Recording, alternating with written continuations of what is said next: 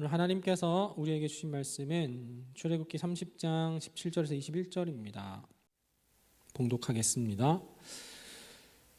여호와께서 모세에게 말씀하여 이르시되 너는 물두멍을 노수로 만들고 그 받침도 노수로 만들어 씻게 하되 그것을 회막과 제단 사이에 두고 그 속에 물을 담으라. 아론과 그의 아들들이 그 두멍에서 수족을 씻되 그들이 회막에 들어갈 때에 물로 씻어 죽기를 면할 것이요 제단에 가까이 가서 그 직분을 행하여 여호와 앞에 화제를 살을 때에도 그리할지니라. 이와 같이 그들이 그 수족을 씻어 죽기를 면할지니 이는 그와 그의 자손이 대대로 영원히 지킬 규례니라. 아멘.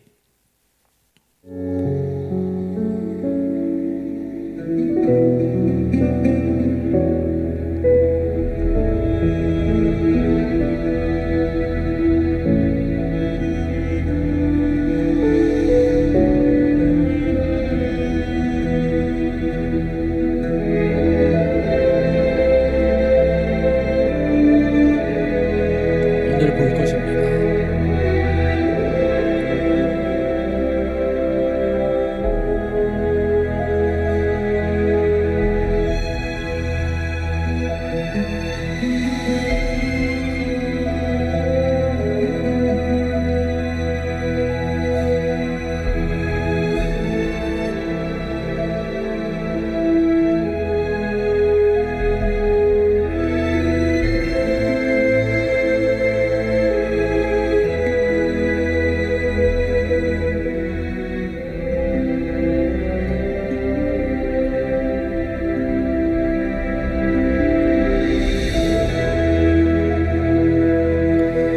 지난주에 말씀드렸다시피 이 영상을 매주 볼 것인데 매주 볼 때마다 조금 더 느낌이 다를 거라고 생각을 해요.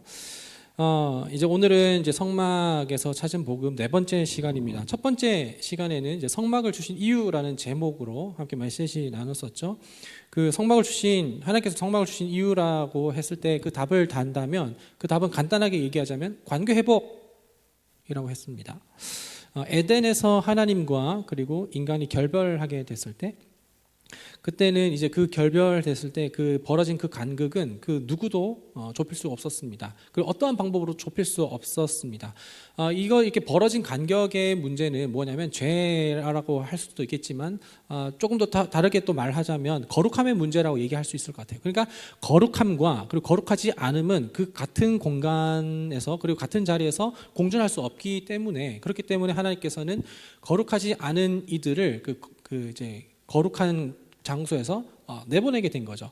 거룩함을 유지하지 못한 채 들어오게 되면 거기에서는 죽기 때문에 하나님께서는 그 죽음을 유예시키기 위해서 그래서 아담과 그리고 하와를 에덴에서 나가게 하셨습니다.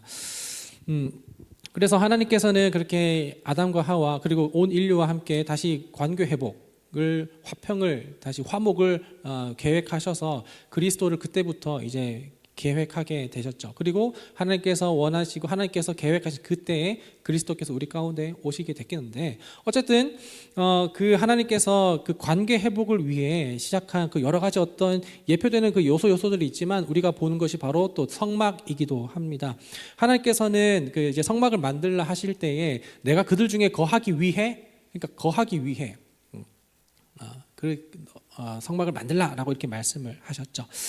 이스라엘이 출애굽 이후에 광야에서부터 이제 쭉쭉쭉쭉 생활을 하면서 광야에서 진을 칠 때 그때 항상 그 12지파 사이에 그 하나님의 임재가 있는 성막을 이렇게 두게 하면서 이스라엘 사람들은 하나님의 임재를 경험하게 되었습니다. 자, 이게 첫 번째였고 이제 두 번째는 뭐냐면 이제 울타리였죠. 울타리는 이제 겉에 그 하얀색 울타리였었고 그리고 동편으로 난 문 여러분들 기억 다 하시죠? 성막 안에 들어가면 거기 안에 이제 더 이상 속박이나 그리고 어떤 결박이 되고 그리고 어떤 제한이 생기는 그런 것이 아니라 오히려 결박이 풀려지고 더 하나님의 은혜와 자유 가운데로 들어가는 것이 바로 성막 안으로 진입함, 하나님의 의 안에 거함이라고 이야기를 했습니다. 우리가 이제 자유에 대해서 생각을 한다면 통제받지 않음, 내가 내 마음대로 할 수 있음에 대하여서 우리가 좀 이렇게 자유에 대해서 생각을 하는 것 같은데 지지난주에 얘기했다시피 물고기가 물 밖으로 나가는 것이 자유이냐, 물고기가 물 안에 있는 것이 자유이냐라는 그런 개념을 우리가 한번 생각을 해보자 했습니다. 여러분들 여행을 많이 다녀본 사람들은 어느 정도 알 거예요. 한국인이, 우리나라 사람이 내가 남미나 혹은 뭐 중동이나 아프리카 같은 곳을 여행을 했다고 했을 때 거기서 어떤 모험적인 그런 새로움은 있겠지만 거기서 자유롭다라는 것보다도 내가 좀 여기서 살아가는 게 제한적인 부분이 더 많다, 하고 싶은데도 불구하고 하지 못하는 것이 더 많다는 것을 느낄 수가 있어요. 오히려 귀국하고 나서 내가 나의 어떤 본연의 모습을 다시 살아갈 수 있음. 그러니까 우리는 국내에 있었을 때 진정으로 어떤 자유함을 누릴 수 있는 그런 측면에서 자유를 이렇게 얘기를 하고 있는 것입니다. 세 번째 시간에는 지난주였죠. 번제단에 대한 이야기를 했었는데요. 믿음이 의가 되는 곳이라는 그런 제목이었습니다. 번제단은 짐승의 제사, 그 번제단에서 제사가 이렇게 이루어지는 그 장소, 곳이었는데 거기에는 번제단에서 내가 얼마나 많은 제물을 바쳤느냐가 중요한 것은 아니었어요. 내가 거기에 얼마나 많은 제물을 드리고 내가 얼마나 많은 횟수를 드리냐가 보다 더 중요한 것은 뭐냐면 거기에 어떤 제물이 올라갔느냐가 훨씬 더 중요하다는 거예요. 어떤 제물이 올라갔느냐가 중요하다. 그래서 거기 제물에 올라가는 것은, 그 짐승은 무엇이냐면 흠 없는 짐승, 양이나 염소가 되어야 했었고, 거기에는 우리 죄를 전가하는 그런 짐승이어야 했습니다. 그래서 그 짐승이 이제 각이 떠지고 그 번제단에서 불태워질 때 그 내가 전가한 그 죄와 그 제물이 함께 태워져서, 그래서 하나님께 받으시는 제사가 되고, 그리고 나는 그때에 하나님께서 나를 이렇게 죄를 씻어주시고 나를 의롭다 하신다라는 것이에요. 그래서 하나님께서는 그 제사를 통해 우리가 갖고 왔었던 그 죄를 없다 하시고 간과하시고 도말 해주셨다라는 겁니다. 죄 용서가 바로 이제 번제단에서 이루어지는 것이죠. 그 번제단에서 이루어진 것. 그러니까 우리는 내가 얼마나 어떤 짐승을 드리느냐가 아니라 그 짐승이 내 죄를 담당했고 그 짐승이 죽음으로써 내 죄를 대속함으로써 내가 거기서 하나님께 의를 얻는다라는 거죠. 다른 방법으로 의를 얻는 게 아니었습니다. 그런데 이렇게 번제단에서 드려지는, 이게 날마다 드려지는 제사, 이것이 이제 아침 저녁 혹은 이제 매일 이렇게 드려지게 됐었는데 이제 그 제사가 유효하지 않게 되었죠. 그래서 제사가 유효하지 않게 되었음은 이제 성막 혹은 성전도 이제 더 이상 유효하지 않음을 이제 이야기를 하는 것인데, 왜 그러냐면 예수님께서 단번에 자기를 제사로, 십자가에서 자기를 제사로 드려, 그래서 영원부터 영원까지의 모든 죄를 전부 다 담당하시고 그 하나님께서 흘리신 그 보배로운 피로 말미암아 믿는 자로서 모두 다 하나님께 의를 얻게 된다는 것이에요. 그러니까 그 전까지는 제사장이 날마다 제사를 드리면서 그 죄를 가운데 우리의 죄를 해결해야 하는 것이 계속해서 반복되어졌었는데, 하나님께서 예수 그리스도를 보내셔서, 그러니까 하나님이 직접 내려오셔서 그 자리에서 십자가에서 우리의 모든 죄를 대속하여 주시고 믿는 자마다 멸망하지 않고 영원한 생명 가운데 얻게 되는 하나님의 의가 십자가에서 나타나기 때문에 이제 우리에게는 제사가 이제 더 이상 반복되어질 필요가 없고 우리는 예수 그리스도를 믿음으로 그 보혈의 공로 힘입어 담대히 주 앞에 나아가게 된다는 것이 바로 번제단에서 시작되는 것이었고, 그 번제단에서 하나님의 의가 나타나고 그 의를 하나님께 얻게 되는 것이 바로 번제단이라고 했습니다. 그게 이제 십자가에서 다 나타나시고 이루어지신 것이었죠. 그래서 다른 것이 아니라, 다른 것으로는 우리 죄를 해결할 수 있는 것이 아니라 십자가를 믿음으로 의롭다 하기 때문에 그 예수 그리스도의 칭의의 사건이 바로 십자가에 달리신 예수 그리스도를 믿음으로 우리는 이제 믿음의 여정이 시작되는 것이에요. 그러나 이 믿음의 여정이 시작됐다라는 것이 어떤 구원의 시작은 될 수 있어도 구원의 완성은 되지는 않고, 이제 그 이후에 칭의 이후에 성화의 삶을 살아가는 것이 우리의 삶이 되어야 한다라는 것이죠. 그래서 지난주 끝자락에 이렇게 이야기했었을 때 이 번제단이 이제 칭의의 사건을 요약을 하는 것이라면, 그러면 이제 성화의 사건을 요약하는 것이라면 그것은 물두멍이 되겠고, 그리고 그 그 성화의 삶을 살아가 믿음의 완성, 그러니까 구원의 완성이 이르는 그 시점이 바로 영화, 그러니까 성막 안에 들어가는 것, 그분의 영화로움 가운데 그의 아름다움을 보는 거기에 들어가는 것이 바로 이제 영화를 얘기를 하는 것이라고 얘기했습니다. 그 중에 이제 성화에 대한 부분 오늘 함께 나눠보려고 하는데요. 물론 물두멍에는, 오늘 물두멍인데, 물두멍에는 여러 가지 신학적인 그리고 신앙적인 어떤 상징적인 부분들 그리고 어떤 의미들이 다 담겨 있기는 해요. 예를 들어서 이 물두멍은 여인들의 거울로 만들어서 그래서 거기에서 우리의 죄를 비춰보는 것이 이런 의미도 있고, 그리고 이 물두멍만 유일하게 다른 성막 기구 중에서 어떤 규격이 없어요. 하나님께서 어떻게 만들어라라고 하는 그 어떤 몇 규빗 그런 것이 없다라는, 그래서 여기에는 그 하나님의 어떤 한량 없는 은혜가 담겨 있다는 이런 의미도 있긴 한데, 오늘은 성화의 측면으로서 오늘 물두멍에 대해서 함께 보도록 하겠습니다. 그래서 오늘 제목은 성화로서 그리스도인에게 요구되는 삶, 이런 제목을 함께 이야기를 나누려고 해요.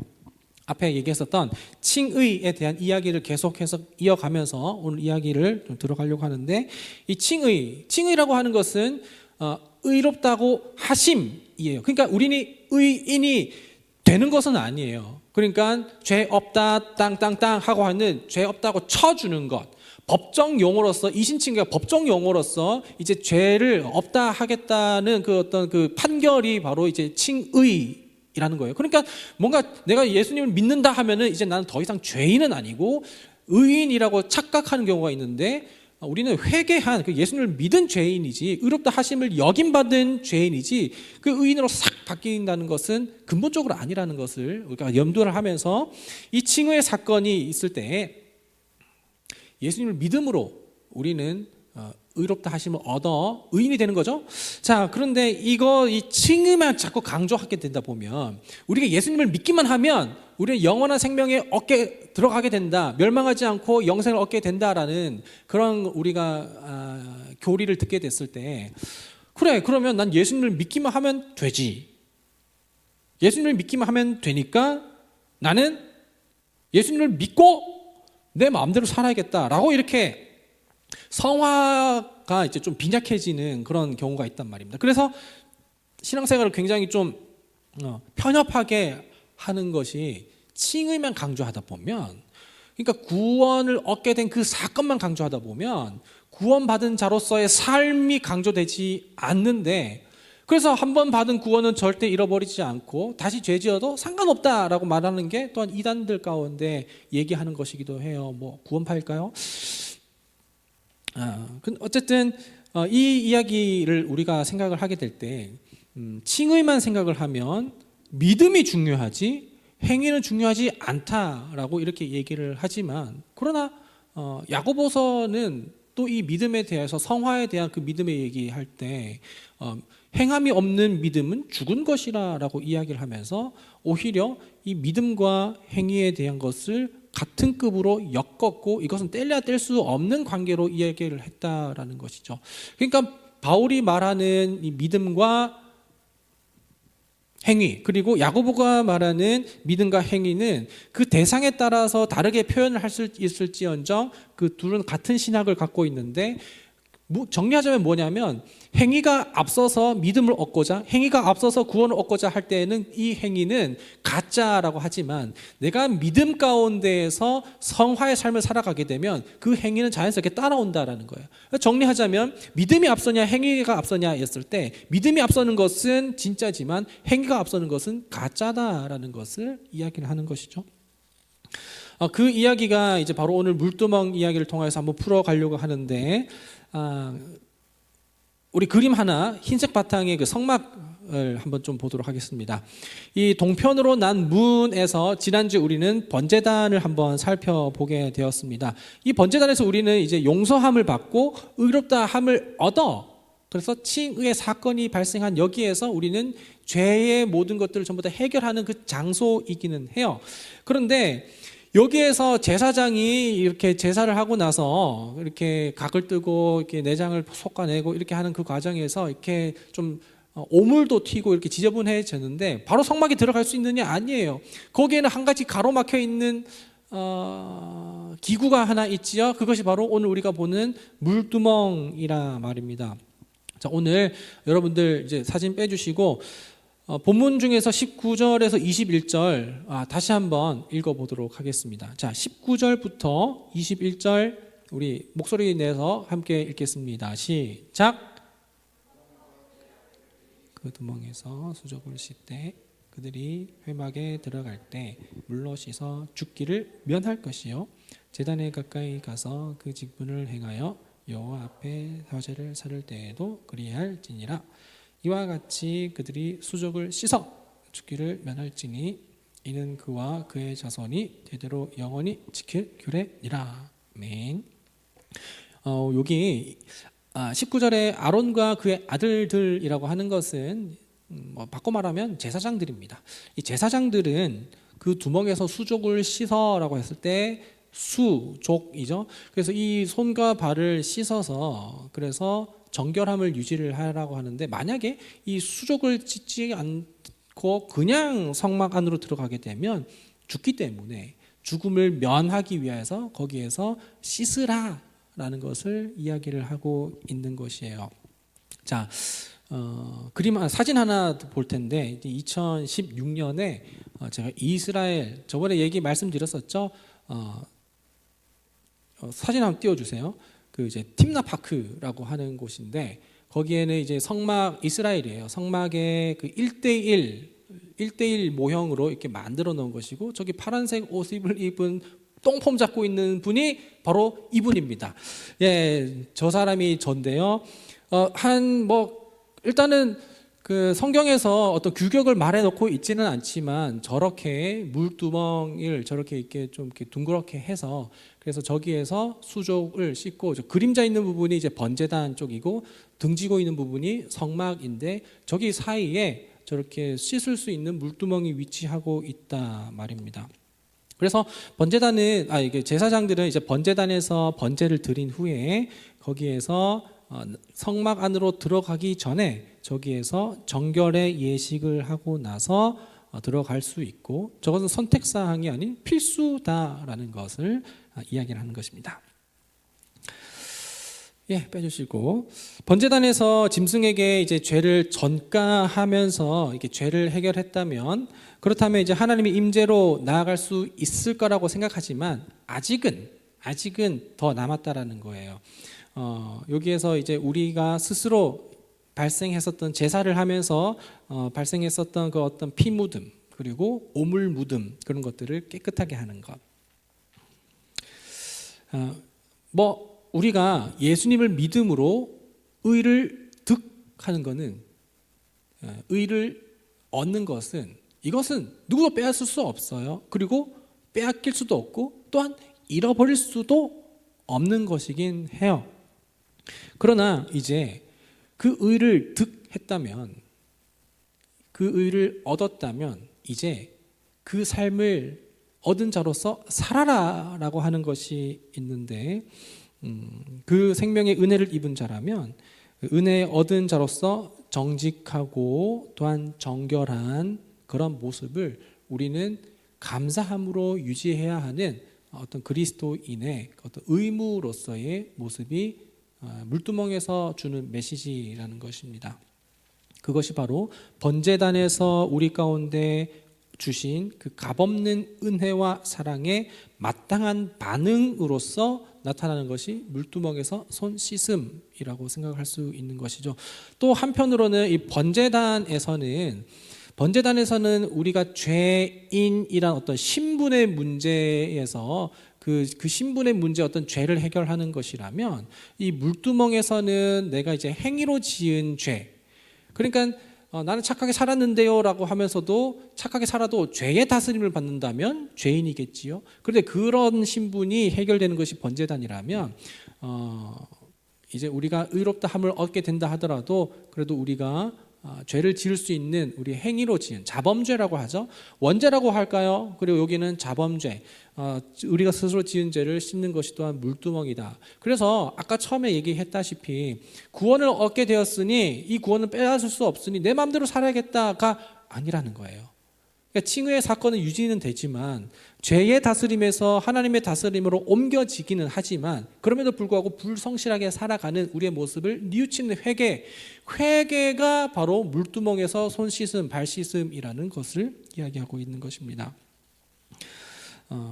원래 제가 1월에 그 수요 기도회 때 설교를 했었는데요. 그때 이제 기쁨의 회개라는 제목으로 설교를 1월 달에 한 적이 있었습니다. 우리가 회개라고 했었을 때 이 회개라고 하는 것은 우리가 뭔가 두려움에 사로잡혀서 그래서 자기 비하하면서 하나님 저는 이런 놈입니다 하면서 하나님 저를 용서해 주세요 하고 두려워서 무서워서 그렇게 용서를 구하는 그런 회개가 우리들의 어떤 일반적인 회개 같다 말입니다. 그리고 때로는 내가 뭘 잘못했는지는 모르겠지만 내가 알게 모르게 지은 죄까지도 하나님 용서하여 주셔서 나를 죄 씻어 주시고 하나님 자녀로 받아주세요라고 하는 그런 어떤 두려움 가운데 사로잡힌 회개가 우리가 지금 일반적으로 생각하는 회개이지만 회개는 복음에서 말하는 회개는 그것은 아니라고 이야기를 하고 있어요. 회개는 하나님의 의를 얻기 위하여 하나님께서 주시는 생명을 얻기 위하여 하나님께서 주시는 구원을 얻기 위해 회개를 하는 것이 아니라 하나님께서 주신 값없이 주신 값비싼 그 은혜를 얻은 자 하나님께서 주신 그 생명을 얻은 자가 할 수 있는 것이 바로 회개라는 거예요.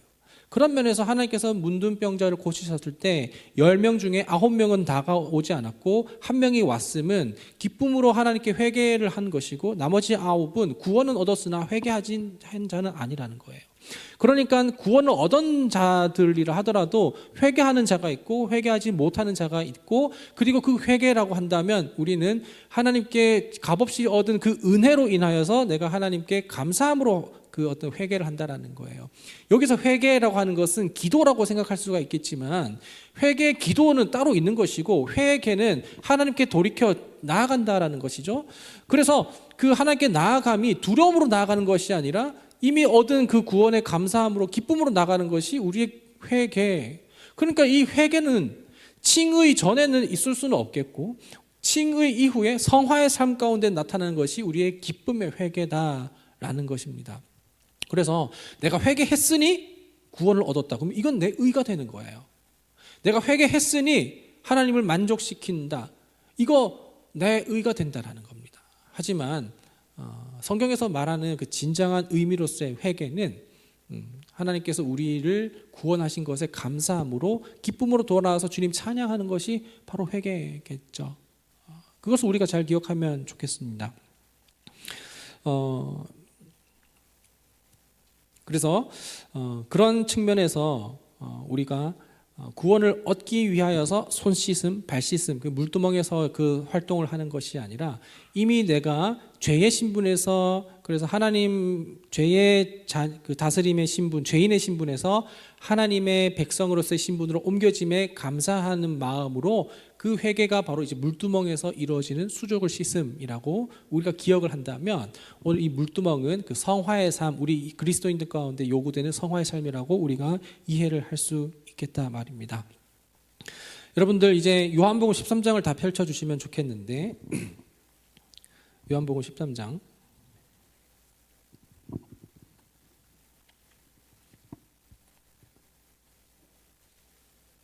요한복음 13장 펼치면 이제 1절에 한번 보도록 할게요. 13장 1절에 유월절 전에 예수께서 자기가 세상을 떠나 아버지께로 돌아가실 때가 이런 줄 아시고 라고 이렇게 하시면서 유월절 전에 이게 유월절이라고 하는 여러분들 뭔지 아시죠? 유월절 이스라엘이 10번째 재앙 가운데에서 그 문지방에 문설주에 그렇게 어린 양의 피를 이렇게 우슬초로 바른 다음에 그 첫 번째 죽음이 지나가고 거기서 이제 출애굽을 한 사건. 그래서 그 유월절은 하나님의 구원을 기억하는 사건입니다. 근데 그 유월절에 어린 양이 잡혔다라는 것인데 이 예수님께서 유월절 전이라고 하는 것은 이제 십자가에 달리기 전이라고 얘기를 하는 거예요. 예수님께서 십자가에 달리시기 전을 그러니까 유월절에 예수님께서 잡히시는데 예수님께서 잡히시고 달리시는데 유월절에 예수님께서 이제 제자들 가운데 세족식을 하십니다. 세족식을 하시는데 그때 이제 식사를 하시다가 4절 보면 예수님께서 저녁 식사를 하시다가 그 자리에서 일어나서 겉옷을 벗으시고 허리에 두르셨어요. 식사를 하다가 갑자기 발 씻는 거 굉장히 좀 생뚱맞은 일이에요. 근데 여기에 대한 어떤 선후 관계는 우리가 묵상을 하면 되지만 오늘은 이제 물두멍을 이제 관련해서 이제 한번 보려고 하는데, 예수님께서 십자가 대야에다가 물을 뜨시고 그리고 이제 수건을 허리에 두르시고 제자들의 발을 한 명씩 씻고 닦고 씻고 닦고 씻고 닦고 이렇게 하셨어요. 그런 뉘앙스로 이제 원어에서 표현이 되고 있는데, 근데 이제 그 중에 이제 예수님께서 한참 세족식을 이제 하려고 하는데, 근데 이제 베드로가 이야기를 합니다. 예수님, 어떻게 제 발을 씻겨 주십니까? 라고 이렇게 이야기를 해요. 왜냐하면 당시에 그 발을 씻긴다라는 것은 노예, 종, 하인이 이제 주인의 발을 닦는 것이기도 하기 때문에 그런 것입니다. 그래서 베드로는 주님, 저의 발을 절대 씻길 수 없습니다 라고 이렇게 이야기를 해요. 근데 이 베드로의 말은 좀 이렇게 버릇없다기보다는 뭐 겸손한 그런 모습을 우리가 볼 수는 있을 것 같단 말이죠. 그러나 예수님께서는 8절, 13장 8절 한번 볼까요? 13장 8절에서는 예수님께서 뭐라 하시냐면, 예수께서 대답하시되 내가 너를 씻어주지 아니하면 내가 너가 나와 상관이 없느니라라고 말씀을 하셔요. 우리가 이제 이 세족식에 대한 본문을 가지고 올 때는 예수님의 어떤 겸손함, 뭐 그거에 대해서 좀 인용할 때 이 본문을 쓰고 있기도 하지만, 방금 우리가 읽은 이 본문에서는 마치 물두멍에서 예수님께서 손을 씻겨주시고 발을 씻겨주시는 그 모습이 우리 가운데 연상이 된다 말입니다. 예수님께서 베드로의 발을 씻겨주시지 않으면 그러면은 상관이 없다, 관계가 없다라고 이렇게 말씀을 하십니다. 그러니까 베드로가 깜짝 놀라가지고 예수님, 그러면 저는 예수님과 너무나도 상관이 있고 싶으니까 발뿐만 아니라 머리도 씻겨주시고 손도 씻겨주시고 하면서 뭐 마치 뭐 샤워 시켜달라고 이렇게 이야기를 하는 것 같다 말입니다. 그런데 여러분, 그랬을 때 예수님의 말씀을 한번 보면 좋겠는데요. 10절 한번 볼까요? 10절에 예수께서 이르시되 이미 목욕한 자는 발밖에 씻을 필요가 없느니라. 온몸이 깨끗하니라. 이미 목욕한 자는 괜찮다는 거, 씻었기 때문에 괜찮다는 거예요. 제가 좋아하는 구절입니다. 아침에 씻었기 때문에 저녁에는 그냥 발만 씻고 이만 닦고 자면 된다. 근데 예수님께서는 그런 느낌으로 얘기를 한 건 아니고, 한 번의 칭의의 사건 그리고 구원의 사건이 있다면 또 예수님께서 십자가에 달리셔야 되고 또 제사가 드려져야 되고, 그것을 이야기하는 것이 아니라는 거예요. 한 번 내가 너를 의롭게 했을 때 그 의롭다 한 그 사건은 한 번으로 족하되, 그러나 그 이후에 그 성화의 삶 가운데서는 그 손과 발을 씻는 것은 계속해서 지속이 되어야 하고, 마치 번제단에서 성막으로 들어가기 전에 이 물두멍에서의 그 씻는 과정, 성화의 과정이 없다면 그러면 상관이 없다, 단절된다라는 것을 예수님께서는 그런 의미로도 말씀을 하고 계신 것 같다 말입니다.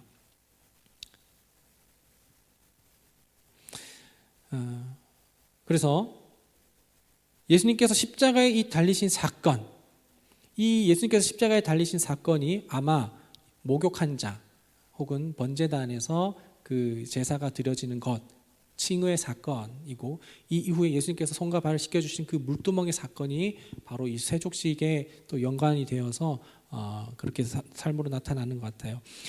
이제 우리 모두는 사실 다 구원을 얻은 자들입니다. 하나님의 구원을 누리고 얻은 자들인데, 근데 마치 우리는 내가 오늘 좀 실수하고 혹은 하나님 앞에 좀 부끄러운 그런 모습으로 살아가는 모습을 볼 때 마치 구원을 빼앗길 것처럼, 잃어버릴 것처럼 그렇게 두려움 가운데 우리가 놓일 때가 있는 것 같아요. 그래서 다시 구원을 얻으려고 다시 뭔가를 좀 하려고 한단 말이죠. 하지만 여러분, 그 개념을 명확하게 하셔야 되는데, 구원은 이미 우리 가운데 주어졌고 그 구원은 우리가 잃어버릴 수도 없는 것이고, 하나님께서 주신 구원은 누군가도 빼앗을 수도 없는 그 하나님의 그 전적인 그 하나님의 주권 가운데 있는 것이 바로 구원입니다. 그 구원을 통하여서 이미 우리는 목욕한 자들이에요. 다시 예수님께서는 우리를 목욕시켜 주시기 위해서 십자가에 달리실 필요가 없다 말입니다. 우리에게 필요한 것은 제사장들이 번제단 이후에 수족을 씻고 성막 안에 나아가는 것처럼 우리가 예수님께서 우리의 발을 씻겨 주시는 그 삶, 그래서 우리 정결케 되는 그 삶이 우리 가운데 있어야 하고, 이 수족을 씻음, 이것이 바로 우리 가운데 매일 일어나야 하는 아까 말했었던 회개라는 것입니다. 그 회개는 날마다 이루어져야 하는 하나님께 나아가는 우리의 적극적인 행동이죠. 그것은 기도일 수도 있겠고, 기도에서 더 나아가 삶으로 나타나는 주님을 향한 그 방향이겠지요. 그리스도인에게 요구되는 삶이 바로 그러한 것입니다. 그리스도인에게 요구되는 삶은 하나님께서 이미 값없이 주신 그 은혜를 우리가 기억할 때에 그 은혜로서 우리가 날마다 물두멍에서의 그 이루어지는 그 회개의 삶, 그 삶을 우리가 살아가는 것이에요. 난 이미 구원받았으니까, 그리고 하나님께서는 나를 이미 구원하셨고 의롭다 하셨으니까 난 이제 내 마음대로 살래가 아니라, 그렇게 있는 모습으로는 하나님께로 나아갈 수 없기 때문에 우리는 날마다 그 물두멍에서의 손발 씻음을 통해 우리는 비로소 날마다 성화의 삶을 우리가 살아갈 수 있어야 한다라는 것입니다. 그래서 그 삶을 우리가 살아갈 때에 진정한 우린 그리스도인이라고 이야기할 수 있을 것 같아요. 우리는 믿음의 시작인 예수 그리스도의 십자가 사건, 이 칭의 사건이 있고, 그 가운데 우리는 이제 날마다 물두멍의 삶을 살아가는 것, 성화의 삶을 살아가는 것이 믿음의 여정이에요. 믿음의 시작, 여정, 완성. 칭의, 성화, 영화가 있다면 우리는 그 물두멍에서 계속 씻는 삶, 우리에게 요구되는 삶이죠. 그것은 마음대로 살아라가 아니라, 의롭게 되었으니 마음대로 살아라가 아니라 날마다 거기에서 내 마음을, 내 몸을 다시 한번 가다듬고 주님을 향하여서 회개의 삶을 살아가는 것, 그것이 바로 그리스도인에게 요구되는 삶이라는 것입니다. 찬양할 텐데, 나의 눈 열어 주 보게 하소서, 주의 아름다움 보기 원하네, 주님의 큰 영광 나의 영혼 찬양케 하네. 여러분, 저는 이것이 주님을 칭송하는 것이기도 하지만 또한 회개라고 생각을 하기도 합니다. 나의 마음 열어 주께 나아갑니다. 주의 거룩한 뜻 알게 하소서, 주님의 그 음성 나의 영혼 평안케 하네. 내 삶에 만족되신 주, 내가 주님을 더 사랑하는 것, 그렇게 내 삶을 계속해서 유지하는 것, 그것이 우리 가운데 나타나는 성화의 삶이 아닐까요? 그 성화를 통하여서 우리가 우리가 처한 그 각 장소에서 그리스도인으로 살아갈 수 있기를 원해요. 함께 찬양하며 나아가겠습니다.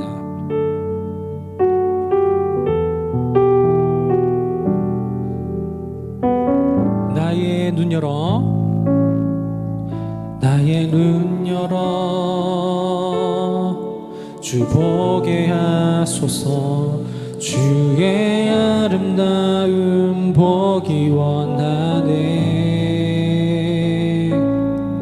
주님의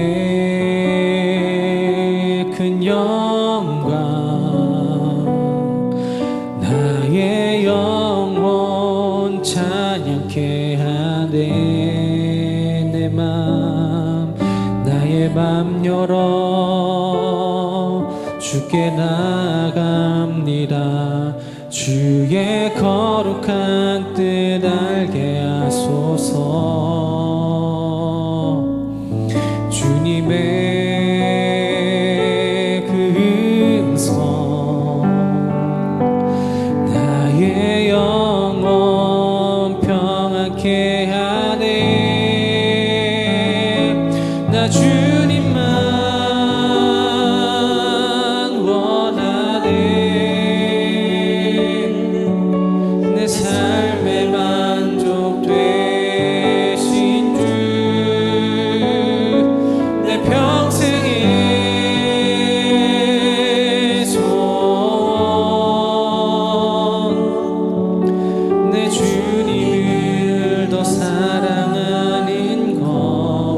부를 때 우리 함께 일어서서 우리 마음을 고백합니다. 나의 눈 열어, 나의 문 열어 주 보게 하소서. 주의 아름다움 보기 원하네. 주 큰 영광, 주님의 큰 영광, 나의 영혼 찬양케 하네. 나의 맘 열어, 나의 맘 열어 주께 나갑니다. 주의 거룩한 뜻 알게 하소서. 주님의 음성, 나의 영혼 주님만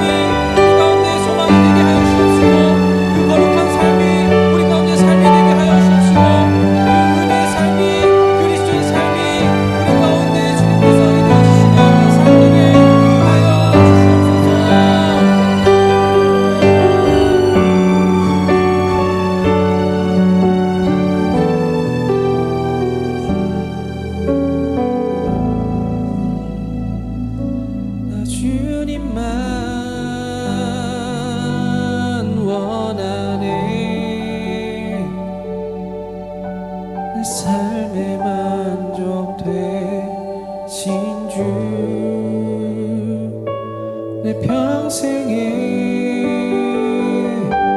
소원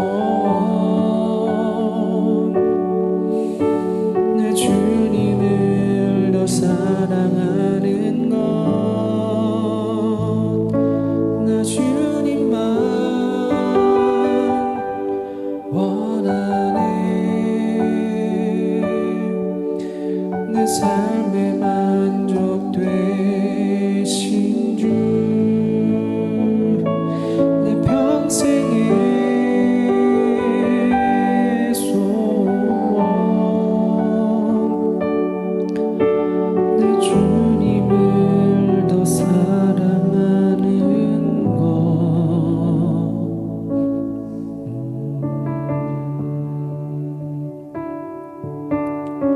하나님,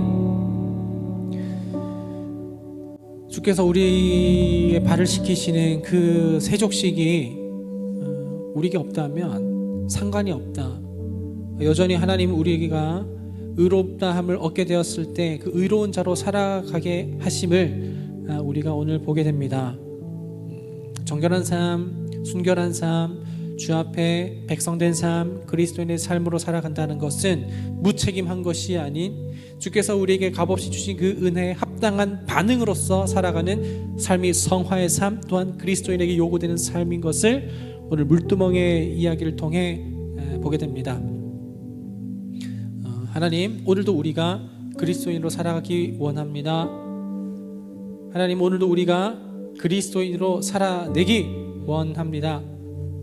왜냐하면 우리는 그리스도로 인하여서 그리스도인이 되었기 때문입니다. 날마다 주님을 위하여, 주님을 향하여, 주님을 닮은, 주님까지 나아가는 우리가 되게 하여 주시옵시고, 그 삶이 우리로서는 이루어질 수 없으니 성령께서 그 모든 것을 이루어 주시옵시고, 이끌어 주시옵시고, 힘 주시옵시고, 지혜 허락하여 주시옵소서. 주 예수 그리스도의 은혜와 하나님의 값없는 사랑과 성령의 교통하심이 오늘 이 말씀 받고 그리스도인의 삶을 살아가기 원하고 결단하고 다짐하는 여기 모인 모든 예배자들과 예배자들의 삶 가운데 지금부터 영원토록 함께 하시기를 간절히 축원하옵나이다. 아멘.